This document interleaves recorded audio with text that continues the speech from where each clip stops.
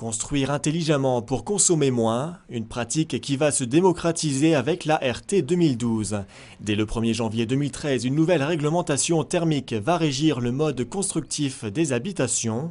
Réduire les consommations d'énergie, c'est tout l'enjeu de cette mesure, tirée du Grenelle de l'environnement. Une réglementation thermique, c'est des normes de construction en fait, qui nous imposent de réduire nos consommations d'énergie et nos gaz à effet de serre.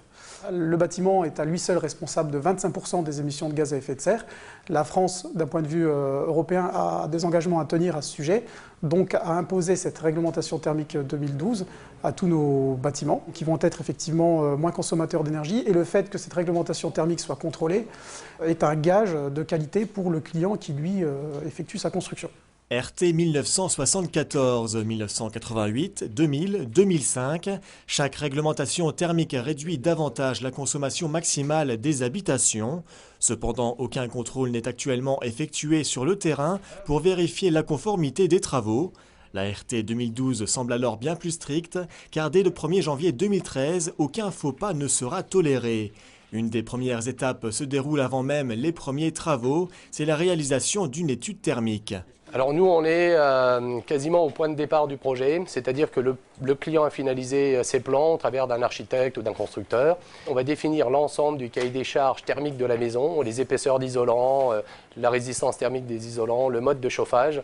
Donc ça veut dire que toute la maison sera déjà modélisée d'un point de vue thermique et on saura exactement comment elle va être construite, avec quels matériaux, quel isolant et quel système de chauffage. En combinant tous ces éléments de construction, la performance énergétique de l'habitation est définie. 50 kW d'énergie primaire par mètre carré et par an, c'est l'objectif national à respecter. Une référence utilisée depuis plusieurs années avec le label BBC, bâtiment basse consommation. Ce qui nous a beaucoup aidé aujourd'hui, c'est l'arrivée du label BBC qui préparait la RT 2012. Donc ça veut dire que déjà depuis 3 ans, l'ensemble des professionnels, au travers de cette labellisation, se sont préparés à aborder le sujet de la RT 2012. Ainsi, un test d'infiltrométrie alors réservé aux bâtiments basse consommation va s'appliquer à l'ensemble des habitations neuves. Dans un lotissement à Marly, une maison est préparée pour ce contrôle. Les arrivées d'air sont calfeutrées afin de mesurer uniquement les infiltrations parasites. Avec cette porte munie d'un ventilateur, l'air est expulsé vers l'extérieur. On met la maison sous dépression pour pouvoir en fait mesurer les fuites d'air parasites. Donc ce que j'entends par fuite d'air, ça peut être autour des fenêtres, ça peut être via le système électrique par exemple. Dans le cadre de la maison individuelle, vous avez un coefficient qu'on appelle le Q4 qui est de 0,6 m3 par mètre carré. Donc il ne faut pas dépasser ce seuil dans le cadre de la maison individuelle. Dans le cadre de la maison collective ou du logement collectif, c'est 1 m3 par heure par mètre carré. Après un quart d'heure de test, le résultat tombe, 0,617 m3 d'air par heure et par mètre carré au lieu de 0,6. Le test est négatif, les infiltrations sont trop nombreuses.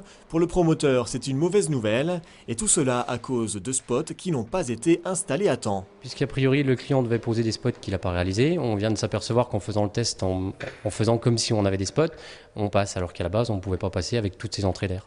Effectivement, avec du scotch sur les emplacements des lumières, le résultat tombe en dessous des 0,6. Les entrées d'air sont identifiées, elles vont devoir être corrigées avant de programmer une nouvelle fois un test d'infiltrométrie. On est obligé de refaire un test puisqu'il ne sera pas validé par le bureau de contrôle. Donc on est obligé de refaire un test avec les spots en place qui permet au bureau d'études de valider. On doit s'appliquer un peu plus sur la mise en œuvre des isolants. On a des demandes sur les boîtiers par exemple électriques, on a des boîtes étanches qui sont obligatoires. Ça demande une adaptation de certains matériaux, oui. La RT 2012, un défi pour les professionnels du bâtiment, mais aujourd'hui encore peu sont informés sur ces nouvelles mesures qui, force est de constater, alourdissent les projets de construction. D'une manière générale, les gens perçoivent plutôt ça comme une contrainte, forcément parce que ça implique un mode de réflexion beaucoup plus important sur le mode constructif et les éléments à adopter à l'intérieur de la maison.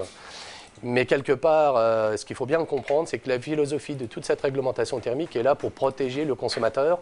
C'est-à-dire que la maison qui va être construite, en suivant le cahier des charges qui doit être respecté, technique à l'origine, correspondent bien aux nouvelles valeurs de la réglementation thermique. C'est souvent les professionnels qui sont en échec face aux tests d'étanchéité à l'air qui vont vous dire que c'est compliqué et que c'est contraignant.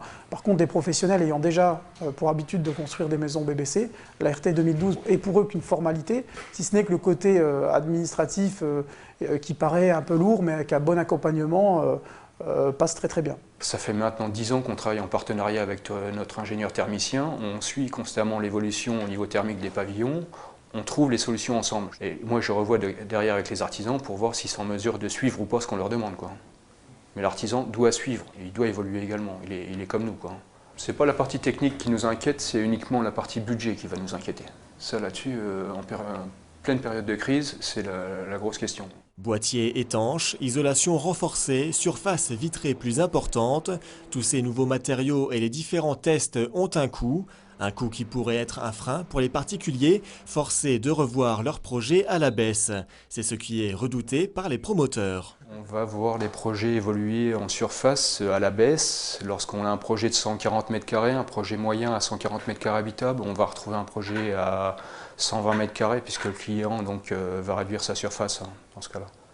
Plutôt que de réinvestir et de refinancer 20-30 000 euros, ils vont devoir réduire un peu en surface. On va situer entre 10 et 20% de plus sur le prix de la construction pour le client qui lui paye la facture finale, quoi. La RT 2012 coûte plus cher pour les personnes qui vont se lancer dans des systèmes qui coûtent chauffage eau chaude sanitaire qui coûtent très cher pour respecter la consommation de 50 kWh d'énergie primaire par mètre carré par an.